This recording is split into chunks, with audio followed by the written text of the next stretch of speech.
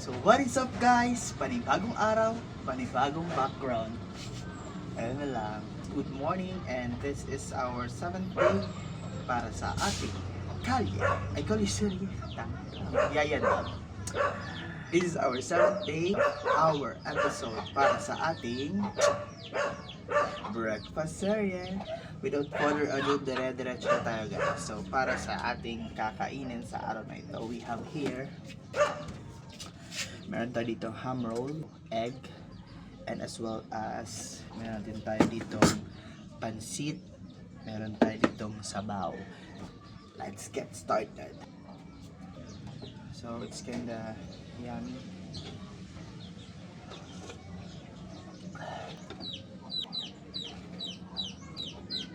Yung ano natin, nung last time pala we have at ham roll. Ngayon ano na siya, ham nay gang.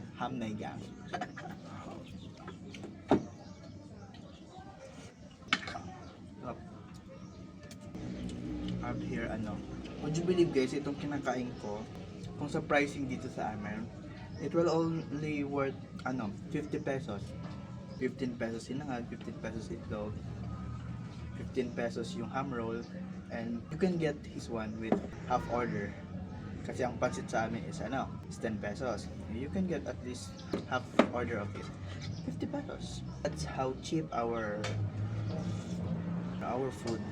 Kaya you better drop by here and eat at least once and experience the cheapest yet yummiest yet yummy food to eat.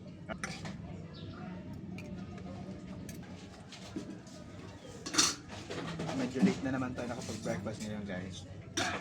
8:30. 8:30 pa lang pala guys.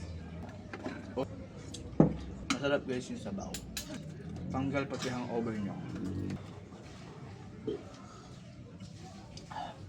Ano lang tayo sa tinangag, so wala tayo.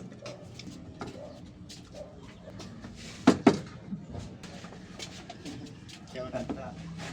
So kasaro lunes guys.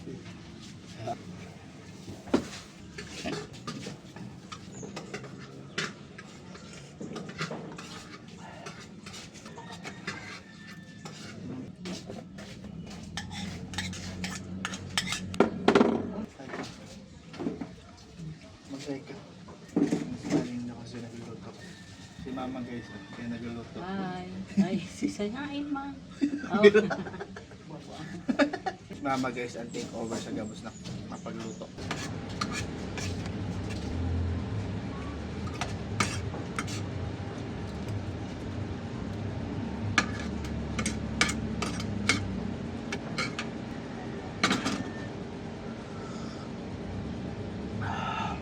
Bali guys, isang panibagong episode na naman ang ating natapos para sa linggong ito. Maraming salamat sa pagsama at patuloy na pagsama sa bawat episode na ating ginagawa.